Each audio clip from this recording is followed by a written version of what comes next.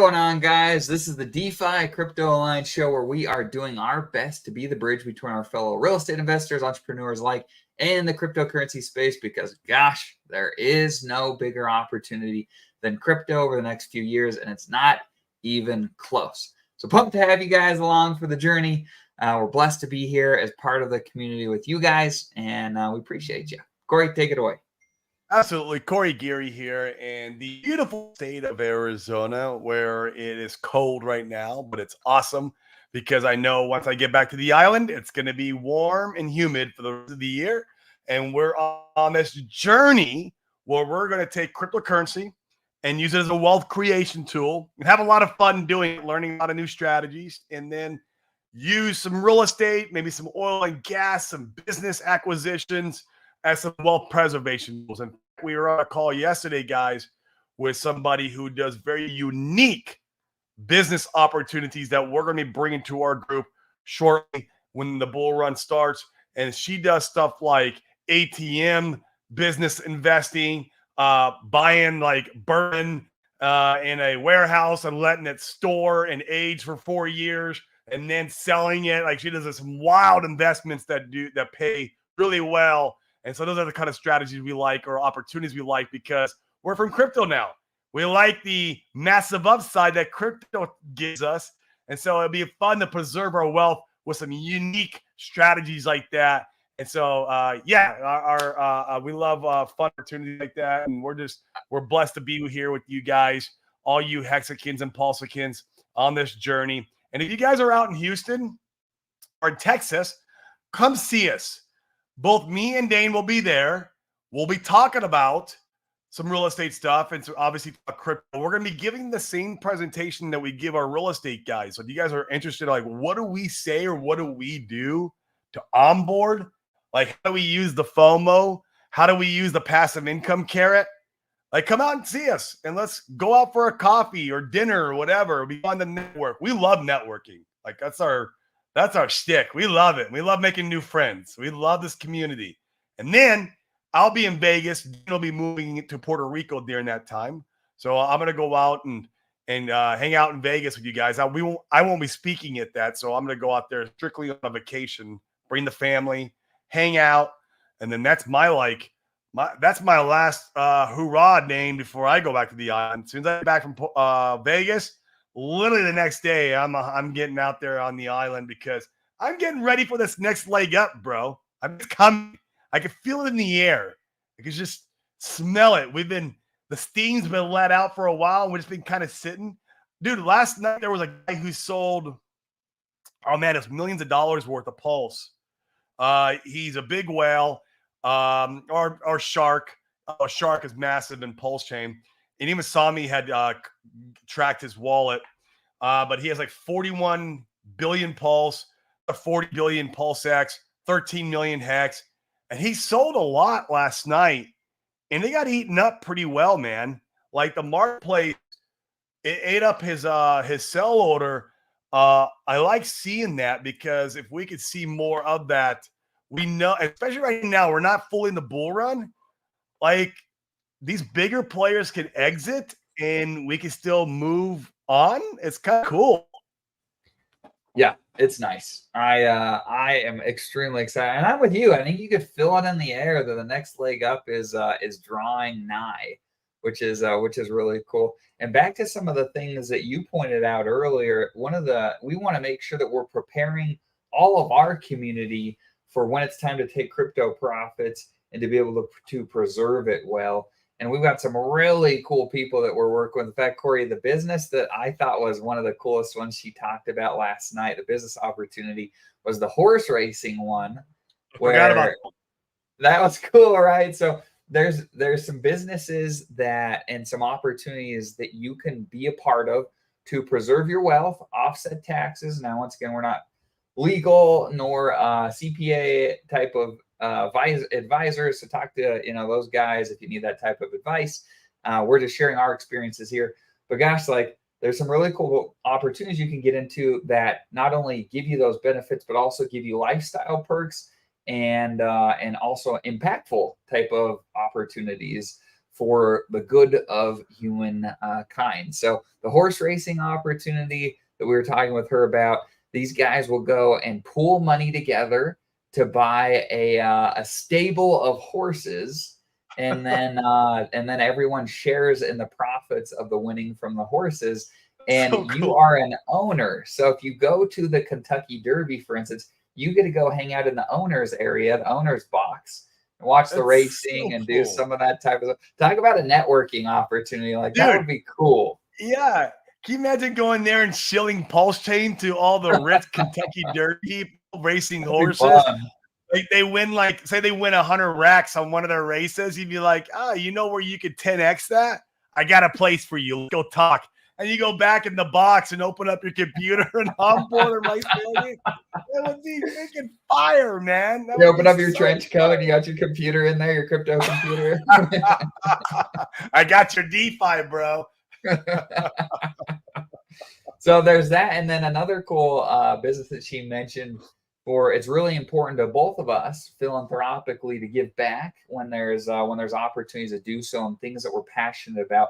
There's a real estate development deal that's funded by the government. It doesn't get too much more secure, at least in our current state, than that, where they were funding a multifamily project where you could come and be an investor, and essentially they're going to build out this complex to help house the homeless and get them back up on their feet. So yeah, I don't. You may have certain feelings about that. Either way, I think it was a really interesting thing to be able to think through. You need to be putting these strategies or having a framework of what you're going to do after crypto. You need to start putting those pieces in place now, because if you wait till it's time to take profits, a lot of the time these deals, they take time. It's not something that just happens overnight. And gosh, like if you're taking profits, say you're taking profits like point in case at the end of this year or the end of next, well, you need to have a place to go with that money pretty quickly for that tax year so that you're not gutted by the IRS. And we have all those things happening in our community. So we're pumped about that. Yeah, exactly. I would say do a test, guys. Sit down on your, with your laptop, open it up, maybe go to like Fatty if it's working at the time. Sometimes it's been spotty lately. I heard it's something to do with the graph of the pulse. They're subgraphing it. I can't remember what they said, but sit down there and try to figure out what your portfolio is. Figure out what your cost basis is, and then look at it and go, all right, what does it look like when I do a 10x from here? And then what would be my tax burden per se? I mean, you're not going to know exactly the dollar, and we couldn't help you anyways with that because we're not, like Dane said, we're not CPAs, but you should have an idea what your tax burden would be on that. And crunch those numbers and see if that hurts or not. And then look at your portfolio and go, okay, what happens if it 20x's? Guys, I don't think 20x is out of the question. So, I mean, this is why I'm not financial advice again. But look at that and then crunch the numbers. Show it to your wife. See what she thinks about paying that. That's what I did. It was great. And then do it at 100x and crunch the numbers and see what you'd be paying Uncle Sam on 100x from your cost basis. 100x from now, even you can do the money, the numbers from now. Because it's about sack price, right? We're a little above sack price with Pulsechain. And crunch the numbers and show your wife and see if she's cool with paying it to Sam, and see if you're cool with paying it, and see if you want to maybe figure out some ways of not, or at least dampen the burden. I guess I would say there's ways of dampening that burden, or at the very least kicking the can down the road, if you will. And so yeah, start thinking some of these things through. And it doesn't have to be with us, guys. Like, we're fine, like we're good, but like we love talking crypto with you guys. But that's just stuff that we need to think about, because this stuff is right around the corner. I mean, we've been waiting 2 years for Pulsechain, actually longer. I don't know, 2.5 years for you. Dang, the time has gone by so quick now. We've been waiting so long, and now we're at a point where the potential top of the bull run is closer than the time we waited for Pulsechain. Oh, thank God. Yeah.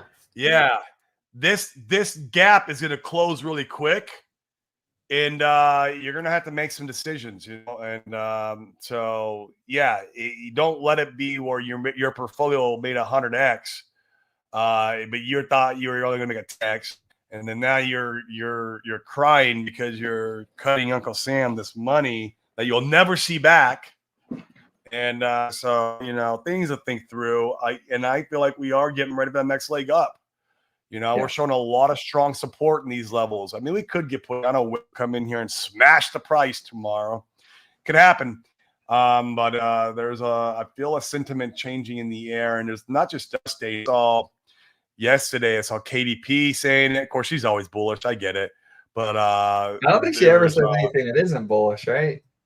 She'll say dips are in the game. That's her. Like if you call her out on it, she's like, I always say dips are in the game. Yeah, but never go like, oh, we're going to see, anywhere from a 10 to a 50% drop from here in the next couple of weeks. Like, some of the good TA guys would do that. Like Hans, I love Hans because Hans will like, look, I'm seeing these levels in the future, and they'll be like, 30, 50. He'll point out the levels and it's bearish, right? I love that. I love knowing. I want dips, and I want to know where these dips are coming because I want to load my bags up a 10 more, right? Or if I have some dry powder. If I don't, then fine. But like, if I don't, I want them to be able to like let our group know, like, hey guys, we might see 4 zeros and a 9. Like maybe we'll hold off some dry powder if you're thinking about DCAing and see if that hits. And if that hits, then load your bags, right? I love knowing when bearish sentiment is in the air. Because then that I can load my bags in, and then when we start pumping, I'm in profit a lot quicker. Right. You can make better decisions. It's good to know both sides. Make better decisions than being a bull all the time. You just be a bull all the time. It's like that's not life. That's how it works.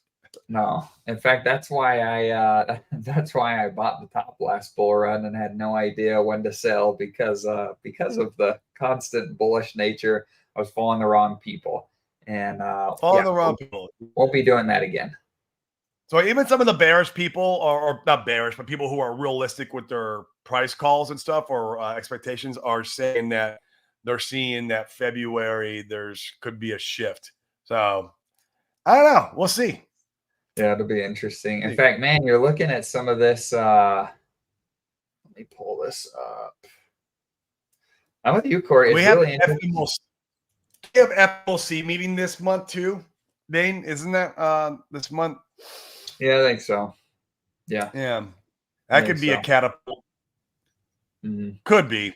It's usually a nothing burger, but sure. But yeah, like look at these wicks just getting eaten up. They're just getting eaten up over here. We're finding really nice support in here. A lot of people have been saying we touch back down to the support level here at SAC rate. Maybe we do. Maybe we do. We go back, we look, like there's definitely liquidity right in here from previous zones. I know, because of that first candle. Yeah. I hate it too. It's a pain.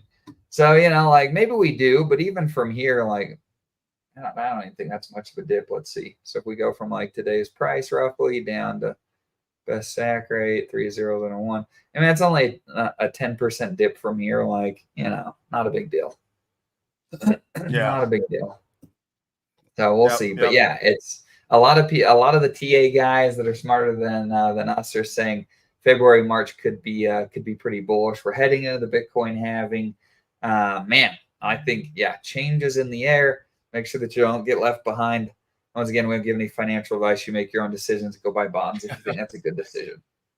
Yeah, go talk to a financial advisor. Get a 401k. Oh, freaking the financial advisors! What a joke, man! What a joke. Talk to somebody that'll teach you how to be poor. I saw B Roots post this morning, and he was like, somebody asked him, he's got 50K where he should put it, and B Roots like, well, buy teddy bear, right? Like, and like he's like, look, if you guys don't agree with this, look, I get it. This is not financial advice. Go talk to a financial advisor. Tell him that you're putting 50 grand into a coin called teddy bear, and see what the financial advisor will advise you to do. Although that financial advisor has never made 100x in his life, but go ahead and tell him that you're putting 50 grand in teddy bear. Oh, seriously. I'm telling you, I think that's so important. And so many people overlook the idea that, like, people take advice from people that haven't accomplished what they want to do. In fact, I was talking with one of our new onboards, and I was trying to show him, we've talked a bunch. I'm like, bro, you need to, if you're going to do crypto, then now's the time. Like, pull the trigger, stop being a wuss. Let's go freaking do this. And his big concern was that the poor people in his life, that he would push them away because he felt like he might make too much money in crypto. And I said, bro, are you serious? Like, leave them behind. Let's go. There's other people for you to meet. There's other relationships to develop. And if people don't want to grow with you, you're naturally going to be, pushed apart, which is part of life. Yeah. So needless to say, he's on the journey. He's coming with us. So Good. it'll be good. I'm excited for it. This might stir some controversy, but poor is a choice. And so if your friends are choosing to be poor, it's because they choose that. They choose to like go out to the bar every night and get drunk and just drift through life and not care about like building any kind of business or any value. They want to work the 9 to 5. They've never gotten a raise because they go in there and do the bare minimum. These guys stay poor because they choose to stay poor. Right. And I get it. There's some other things lying deeper, like maybe some self-love issues, other than that. But still, like if I'm moving up in my life and I want to grow, like those guys get left behind. And I've already done it a few times in my life where I'll go back and visit them, like, and say hi. But like I don't hang out at the bar every night with them anymore. Like it's just not that I left them behind. You're going to have to do that in life if you want to grow. And so it's Yeah, don't take money advice from broke people. No. And once again, no negativity meant towards anybody with those comments. Corey and I both have come from a little and paved a way to be able to have the lives that we live today. And by all means, there's people that are better off than us.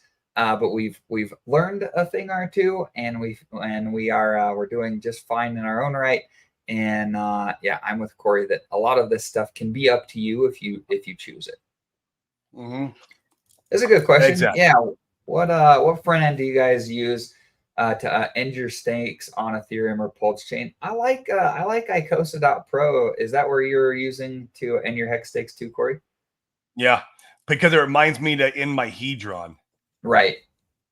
Yeah. I totally forget otherwise. Yeah. You'll forget about it. Like, and it sucks. I ended a stake. It was 2 days ago.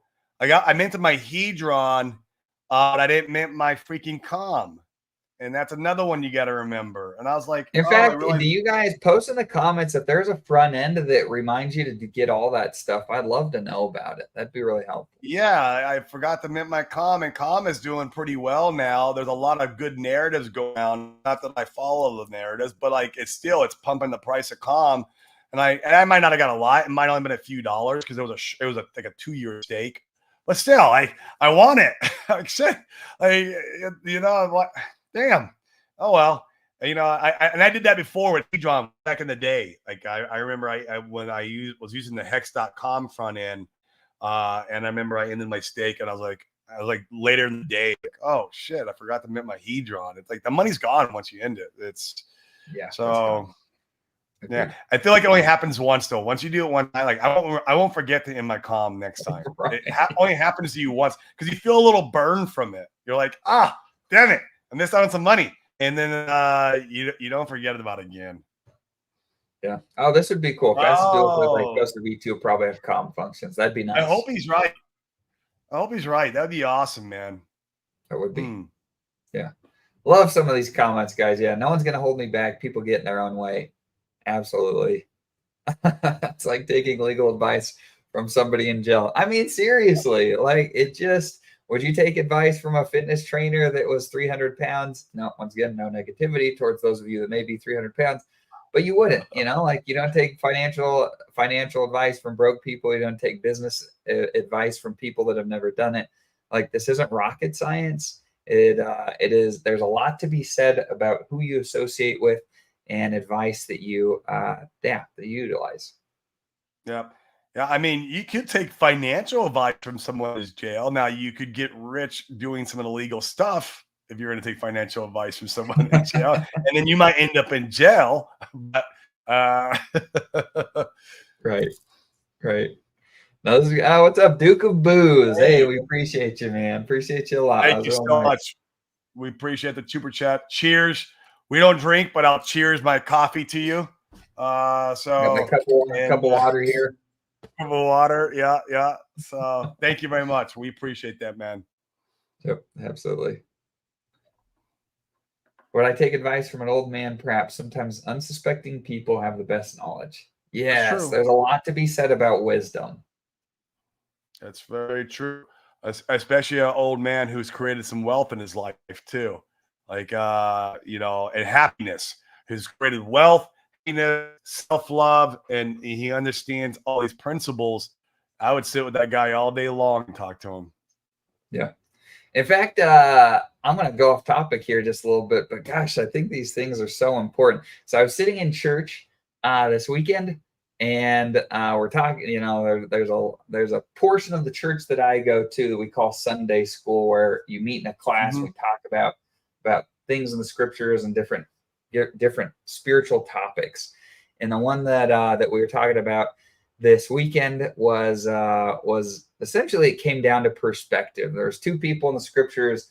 Both had seen angels. The one's perspective was always very negative, and they still, even amidst seeing angels, wanted to go and kill the good people. And the good people that had seen the angels had faith and they believed and all that type of stuff. And I'm sitting there in church, and I'm thinking to myself, I thought to myself, I'm like, there's going to be a lot of people that aren't going to make it, and and I was talking about it with my wife after, and she said, "What do you mean by make it?"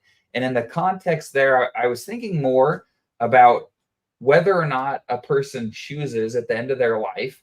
You've seen old people that are beaten up and abused, and it's very apparent that life has put them through the ringer. And you see other people that have been filled up from life experience. They're full of, like you met the people, they're full of light and happiness, and they've weathered things well. And that's what I was thinking through, as like, man, can you use your experiences, and can you associate back to this comment with older people or those that are more wise and have more life experience than you? Can you weather it well? And man, I want to make sure that some of our best mentors are people that are much older than us, that have weathered life well and are full of life and light and happiness and Yes. really good life results. And we can learn the most from many of those people.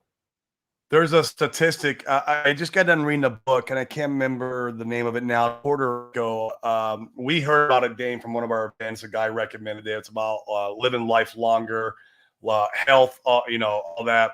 In that book, the people who live to be 100, and this is a good topic because actually, Richard Hart's big into the whole longevity of life, and he gave to the Sins Foundation. Well, one of the common denominators I found with all people who live over to be 100 is that all of them were happy and were worry free, and they didn't have Huh. like they loved life, and they had a genuinely, like, they were maybe they weren't like, they didn't have to be like a millionaire or multimillionaire, but they were successful in life. They had love with family members, and that was one common denominator they saw. It's very rare you're going to see someone depressed or very worrisome or a lot of anxiety, somebody who lives their life that way to live past 100. You're just not going to see it. So these things, they kill you too. Hmm. They'll shorten your life. They cause the other things in the body to accelerate, like the cancerous cells and stuff like that. Could be, diabetes or whatever. Yeah, an interesting study done, and I mean, there's other factors besides that. Obviously, do you smoke? Do you drink? Do you like? There was people they surveyed who would have like a drink a night, and that's all they would have. So they weren't like full blown alcoholics like I was, but they'd have a drink a night, but they lived a very happy and joyous life, and they would still live to be past 100. So it wasn't so much the alcohol or kill, because it was very controlled. It was one a night. Some So of it, yeah, it was some a of very it interesting. smoked a lot. Some of it, the one guy I remember Smoke, I've seen yeah, this smoke. study. He's like, "Oh, I eat bacon every morning." Like a lot of these things that I people think you say. read the same book I read. It was a Yeah, book. yeah, Yeah. Because I heard about it from an event, and then I read it in Puerto Rico. It was a couple months ago. But it was an eye opener, and it was a really good book. And AKA, be happy, learn how to love yourself, learn how to love others, and go out there and create value to the world. That is the biggest takeaways, and you will live to be a lot longer. Now you can't go out there and do heroin and drink a fifth of Daniels every night. I don't think that's going to work. But no, probably not. doing an 8 ball of cocaine every day, like I don't think that would do it. But you can indulge with certain things, as long as they're controlled. Yeah, I mean, for me, I'm not interested. I would never want to be smoking at 100 years old. Oh God, I couldn't imagine. I can't stand smoking now, and I've been off about a year and a half. I quit smoking. I quit drinking first, and then I quit the tobacco. Yeah, life's a gift. It's worth selling. Yeah, I feel like that is our purpose in life. Duke of Booze, Duke of Booze. That's funny. We're talking about alcohol here. I feel like our purpose in life that God, put us on this planet for is to go create value to your fellow man. Right? That's what we're here for. That's part of the test, if you will, is how much value can we create and how much love we can create in the world. So I think it's part of the test. So yeah, go excel at it, conquer it in different ways. It's a lot of fun too. Like not just the money. Money's cool. I love money, but there's other things that come with it. Like I always tell people, when I got into real estate, it saved me because I was so heavy in drugs and alcohol that it saved me. I got into real estate for more money, chasing the dollar, chasing that carrot, but it saved spiritually, mentally, physically, and financially. And now I've been sober for many years. I got a family. I'm married with kids. And I live in Puerto Rico, and I have one of the most amazing lives I could ever wish for. And that was because of my entrepreneur journey. So, Yep, absolutely. And Corey and I have talked about a number of books on the show before. As a refresher on some of those, if you have not read them, big advocates of Michael Singer. He has a couple of books. I like The Surrender Experiment. Corey likes what's the other one? Untethered Soul. The Untethered Soul. Both incredible books. If you're trying to find peace or happiness in your life, those are two really good places to be able to find meaning and purpose. Really like those a lot. Joe Dispenza's stuff is really good. So yeah, recommend digging in. In fact, one of the best things I think that you can do during this bull run is prepping your mental state to be able to live the best version of yourself. Because otherwise, we talked about it before here too. Corey said it over and over and over. Money's just going to be a magnifier of who you actually are. And this is a good opportunity to be able to define those things, figure out who you are and what you stand for, and get your mindset right, your heart right, your soul right, so that you can be the impact, frankly, that I feel like God needs for all of us to be on the world, to bring more goodness and happiness and light to everybody. There's a lot of cool things that you can do with more money, but you've got to be the right person to be able to do those things with the money. Yeah, and if you're a miserable, grumpy, like to fight with everybody on Twitter, and you're just toxic, and you're just depressed inside because you can't even look yourself in the mirror because you don't love yourself. Well, you need to do some inner work because money's not going to fix that. Money's only going to make that worse for you. So understand that. That's one of the greatest sayings ever: is money's just an amplifier of the person you already are. Really, guys, you're going to experience that. Some of you guys are going to do well in crypto. I really believe that. And start preparing yourself mentally, physically, spiritually first. Actually, that's where it really starts. Spiritually, then the mental, then the physical. You got to be physically in tune. Your body's a temple. You got to treat it as such. Respect it. Treat it good. Work out. I love cardio. Cardio is my thing. I love running.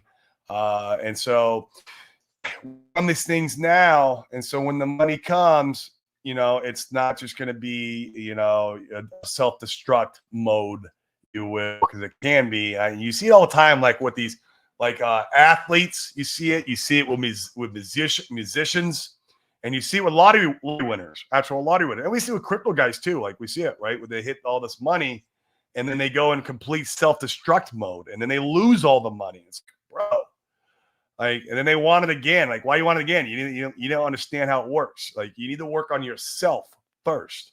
So yeah, it's good stuff, cool, man. It's good stuff. stuff. That was good, Corey. That was great. Well, cool. This is we need to jump into a quick show today. We got some other things we got to do this morning. So appreciate you guys being here. We will be doing the show both tomorrow and Friday, if I'm not mistaken.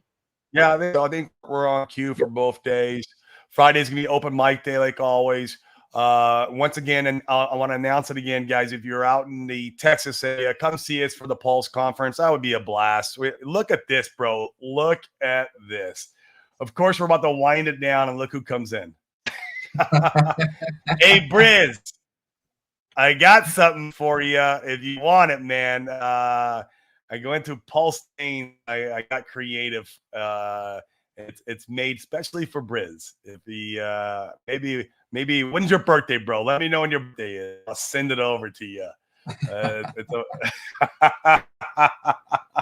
I was watching him on Matty Allen last night, and they had Pulsechains on, and I was like, man, I'm gonna get on here and get creative. And yeah, it was fun. It was fun. So let us know, man, when your birthday is. I'll ship that bad boy on over. Pulsechains is a cool little protocol, man. You can go, they're all just NFTs. You create a bunch of them. And actually, Dane, kind of like, I remember we had this conversation real quick before we hop off in our Telegram. You dock your wallet.